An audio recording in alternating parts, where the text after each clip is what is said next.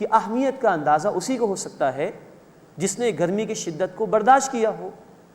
اسی طرح نوٹ فرمائیے کہ صحابہ کرام رضی اللہ تعالی عنہم اجمعین کی عظمت کا اندازہ اسی وقت ہوگا جبکہ معلوم ہو کہ اسی معاشرے میں کتنے برے لوگ بھی موجود تھے، تو ان کی عظمت آشکارا ہوگی کہ وہاں رہتے ہوئے اس برے ماحول کے باوجود ان صحابہ کرام رضی اللہ تعالی عنہم اجمعین نے کتنی عمدہ صفات اختیار کی۔ تو اب موازنے کے طور پر مشرکین مکہ کی کچھ صفات کا، ان کے برے اعمال کا ذکر کیا جا رہا ہے۔ والذین لا يدعون مع اللہ الہا آخر، اور وہ اللہ کے ساتھ کسی دوسرے معبود کو نہیں پکارتے، یعنی مشرکین مکہ تو پکارتے ہیں، رحمان کے بندے نہیں پکارتے۔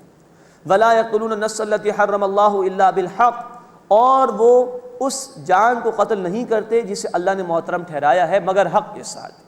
سورہ بنی اسرائیل میں اس کا ذکر آ چکا ہے کہ 6 مقامات وہ ہیں کہ جہاں کسی کی جان لی جا سکتی ہے شریعت کے احکامات کے تحت۔ قاتل کو قتل کیا جائے گا، مرتد کو سزا دی جائے گی، اسی طرح وہ کافر جو جنگ میں آ گیا مسلمانوں کے سامنے اس کو قتل کیا جائے گا، شادی شدہ مرد یا عورت زنا کرے تو رجم کی سزا دی جائے گی، گستاخ رسول کو قتل کیا جائے گا، اور اسلامی حکومت کا باغی یا ڈاکے ڈالنے والے، رہزنی کرنے والے، ان کی 4 سزائیں بیان ہوئی ہیں سورہ المائدہ آیت نمبر 33 میں، جس میں سے ایک یہ ہے کہ ان کو قتل کیا جائے گا۔ یہ ہے حق کے ساتھ قتل، اس کے علاوہ کسی مسلمان کو، کسی انسان کو قتل کرنے کی اجازت نہیں، حرام ہے ہمارے دین میں۔ وَلَا يَقْتُلُونَ النَّفْسَ الَّتِي حَرَّمَ اللَّهُ إِلَّا بِالْحَقِّ، اور اس جان کو قتل نہیں کرتے جسے اللہ نے محترم ٹھہرایا مگر حق کے ساتھ۔ وَلَا يَذْنُونَ، اور وہ زنا نہیں کرتے۔ تو یہ 3 بڑے بڑے گناہ تھے جو اس معاشرے میں عام تھے۔ شرک بہت بڑا گناہ تھا، نمبر 2 قتل عام کر دیا کرتے تھے، بچوں کو بھی قتل کر دیا کرتے تھے، ناحق قتل کیا کرتے تھے، اس سے معاشرے میں فساد برپا ہوتا ہے۔ اور نمبر 3 زنا اس معاشرے میں عام تھا، اس سے گندگی پھیلتی ہے معاشرے کے اندر اور گھرانے برباد ہو جاتے ہیں۔ تو ان میں مبتلا تھے مشرکین، رحمان کے بندے ان میں مبتلا نہیں۔ اول یہ صحابہ کرام رضی اللہ تعالی عنہم اجمعین کے حوالے سے بیان کیا جا رہا ہے تاکہ ان کی عظمت اس موازنے کے بعد واضح ہو جائے۔ وَمَن يَفْعَلْ ذَلِكَ يَلْقَ أَثَامًا، اور جو یہ کرے گا وہ بڑی سزا سے دوچار ہوگا۔ يُضَاعَفْ لَهُ الْعَذَابُ يَوْمَ الْقِيَامَةِ، قیامت کے دن اس کے لیے عذاب بڑھایا جائے گا۔ نوٹ فرمائیے یہاں کہا گیا قیامت کے دن اس کے لیے عذاب بڑھایا جائے گا، اس کا مطلب ہے کہ اس دنیا میں کوئی عذاب دیا جائے گا مرنے کے بعد، تبھی تو قیامت کے دن بڑھایا جائے گا۔ یہ اشارہ ہے قرآن حکیم کی اس آیت میں عذاب قبر کی طرف کہ جس کو پھر بڑھا دیا جائے گا قیامت کے دن۔ بعض لوگ ہمارے معاشرے میں وہ جو کہتے ہیں کہ قبر میں کوئی عذاب نہیں ہوتا، غلط کہتے ہیں۔ قرآن حکیم میں اشارے ہیں، جیسے کہ اس مقام پر سورۃ المؤمن میں بھی انشاءاللہ تعالی ہم پڑھیں گے، تفصیل آئے گی، اور احادیث مبارکہ میں بھی وضاحت موجود ہے کہ قبر کا عذاب برحق ہے۔ یضاعف لہ العذاب یوم القیامہ، قیامت کے دن بڑھایا جائے گا اس کے لیے عذاب، ویخلد فیہ مہانا، اور اس میں ہمیشہ رہے گا ذلیل اور رسوا ہو کر۔ الا من تاب وآمن وعمل عملا صالحا، سوائے اس کے جس نے توبہ کی اور وہ ایمان لے آیا اور اس نے عمل نیک کیا، فَأُولَٰئِكَ يُبَدِّلُ اللَّهُ سَيِّئَاتِهِمْ حَسَنَاتٍ، بس ان لوگوں کی برائیوں کو اللہ بدل دے گا نیکیوں سے۔ وَكَانَ اللَّهُ غَفُورًا رَحِيمًا، اور اللہ بہت بخشنے والا، مسلسل رحم فرمانے والا ہے۔ یہ بڑی اہم 2 آیات آئی ہیں توبہ کی عظمت کے حوالے سے کہ بندہ توبہ کر لے، سچی توبہ، تو اللہ پچھلی برائیوں کو نیکیوں میں بدل دے۔ اعمال نامہ ویسے ہی رہے گا لیکن وہ نیگیٹو سے پازیٹو ہو جائے گا، برائیوں کو اللہ تعالیٰ نیکیوں میں بدل دے گا۔ مزید طور فرمائی کہ ایک رائے مفسرین کی یہ ہے، یہاں ان لوگوں کی توبہ کا ذکر ہے کہ جو غیر مسلم ہوں، تو ان کے لیے ایمان کا ذکر بھی علیحدہ سے آیا اور پھر نیک عمل کا ذکر آیا۔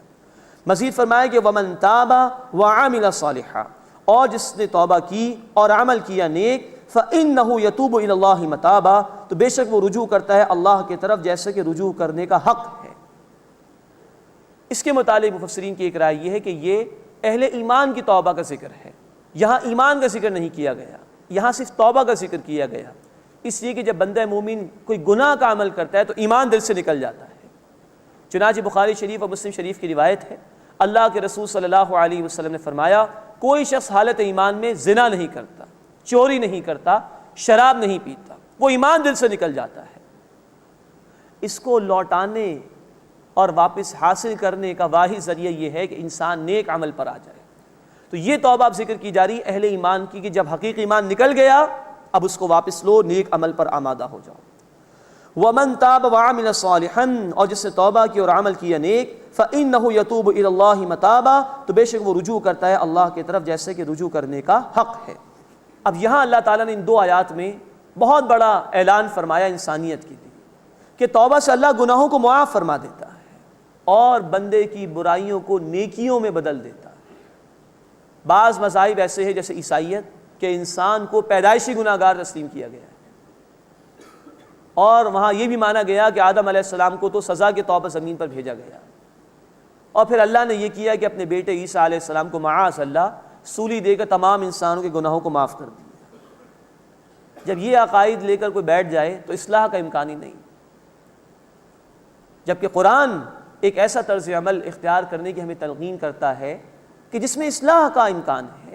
گناہ ہو گیا توبہ کر لو، اللہ معاف فرما دے گا۔ ابن ماجہ شریف کی حدیث ہے التائب من الذنب کمن لا ذنب لہ، گناہ سے توبہ کرنے والا ایسا ہے گویا اس نے گناہ کیا ہی نہ ہو۔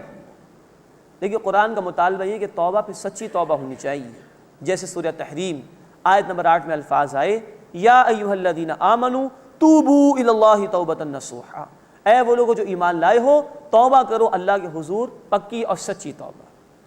نوٹ فرمائیے سچی توبہ سے مراد یہ ہے نمبر 1 گناہ ہو جائے دل میں ندامت ہو کہ مجھ سے اللہ کی نافرمانی ہوئی، نمبر 2 زبان پر استغفار کے کلمات بھی ہوں جو قرآن اور حدیث میں بتائے گئے، نمبر 3 آئندہ گناہ نہ کرنے کا پکا عزم کرے انسان کہ اللہ آئندہ نہیں کروں گا، نمبر 4 گناہ کو بالفعل ترک کر دے انسان۔ توبہ کے معنی لوٹ آنے کے ہیں، گناہ کر رہا تھا چھوڑ دے اس، اور گناہ یہ بھی ہے کہ اللہ نے جو احکامات دیے ہیں اس پر عمل نہ کیا جائے، تو اگر کوئی فرض ادا نہیں کر رہا تھا ادا کرنا شروع کر دے، یہ ہے لوٹ آنا۔ اور اگر بندوں کے حقوق میں حق تلفی کی ہے تو پھر آخری شرط یہ کہ بندوں سے معافی مانگنا بھی ضروری ہے، ورنہ اللہ تعالیٰ معاف نہیں فرماتے۔ اللہ ہمیں سچی اور خالص توبہ کرنے کی توفیق عطا فرمائے۔ اب توبہ کے بیان کے بعد پھر 5 صفات آ رہی ہیں رحمان کے محبوب بندوں کی۔ اب 6ٹھی صفت کا ذکر ہے والذین لا یشہدون الزور، اور وہ کہ جو جھوٹ کی گواہی نہیں دیتے، یا ایک اور ترجمہ ممکن ہے جھوٹ پر گواہ نہیں بنتے۔ بخاری شریف کی حدیث ہے اللہ کے رسول صلی اللہ علیہ وسلم سے بڑے بڑے گناہوں کے متعلق پوچھا گیا، آپ صلی اللہ علیہ وسلم نے فرمایا اللہ کے ساتھ کسی کو شریک کرنا، پھر فرمایا کہ ماں باپ کی نافرمانی کرنا، پھر آپ ٹیک لگا کر بیٹھے ہوئے تھے آپ نے ٹیک کو چھوڑ دیا اور فرمایا جھوٹی گواہی جھوٹی گواہی جھوٹی گواہی۔ صحابی فرماتے ہیں رضی اللہ تعالیٰ عنہ ہمیں ایسا لگا کہ شاید آپ خاموش ہی نہیں ہوں گے، یہ اتنا بڑا جرم ہے جھوٹی گواہی، جس کو آج ہمارے معاشرے میں بہت ہلکا لیا گیا۔ جھوٹ بولنا، جھوٹی گواہی دے دینا، گواہی خرید لینا، گواہ کا بک جانا عام سی بات ہو گئی، جبکہ اللہ کے رسول صلی اللہ علیہ وسلم نے بار بار کہا جھوٹی گواہی جھوٹی گواہی جھوٹی گواہی۔ اسی کے اندر وہ کچھ بھی شامل ہے کہ جو جھوٹے کاغذات کو اٹیسٹ کر دیا جاتا ہے، جھوٹے پیپرز ڈاکیومنٹس فائل کیے جاتے ہیں نوکری کے لیے، ویزا کے لیے، دیگر کاموں کے لیے، یہ سب اسی میں داخل ہے۔ تو رحمان کے بندوں کی یہ شان نہیں کہ وہ جھوٹی گواہی دیں، اور دوسرا ترجمہ ممکن ہے کہ وہ جھوٹ پر گواہ نہیں بنتے، مراد یہ کہ کہیں بھی اگر اللہ کی نافرمانی کا کام ہو رہا ہے تو یہ اس پہ شریک نہیں ہوتے ہیں۔ ان کی طبیعت سے بات بہت دور ہے، ان کی شرافت سے بات بہت بعید ہے کہ وہ گناہ کے کام میں شریک ہوں، سوال ہی پیدا نہیں ہوتا۔ نوٹ فرمائیے رحمان کے محبوب بندوں کی صفات ہیں، اللہ ہمیں انہیں اختیار کرنے کی توفیق عطا فرمائے۔ والذین لا یشہدون الزور، اور وہ کہ جو جھوٹ کی گواہی نہیں دیتے یا جھوٹے اعمال پر، برے اعمال پر گواہ نہیں بنتے۔ 7ویں بات آ رہی ہے وَإِذَا مَرُّوا بِاللَّغْوِ مَرُّوا كِرَامًا، اور جب وہ لغو یعنی بیکار باتوں کے پاس سے گزرتے ہیں تو شان بے نیازی کے ساتھ گزر جاتے ہیں۔ برے کام میں انوالو ہونا تو بہت دور کی بات ہے، کہیں برا کام ہو بھی رہا ہے تو بڑی شان بے نیازی کے ساتھ گزر جاتے ہیں، گویا ان میں حس ہی نہیں ہے گناہ کرنے کی، گویا کہ اس انداز سے گزر جاتے ہیں۔ یہی لوگ رول ماڈل بنتے ہیں معاشرے کے لوگوں کے لیے، ورنہ عظیم اکثریت تو گناہوں میں ملوث ہوتی ہے۔ یہ وہ لوگ ہیں جو اپنے پورے وجود سے دعوت دے رہے ہوتے ہیں لوگوں کو حق کی طرف آنے کی اور گناہوں سے بچنے کی۔ وَإِذَا مَرُّوا بِاللَّغْوِ مَرُّوا كِرَامًا، اور جب وہ لغو یعنی بیکار بات کے پاس سے گزرتے ہیں تو شان بے نیازی کے ساتھ گزر جاتے ہیں۔ حق کی غیرت ان میں ہوتی ہے، وہ گناہ کے کام پر موجودگی گوارا نہیں کرتے۔ 8ویں بات آ رہی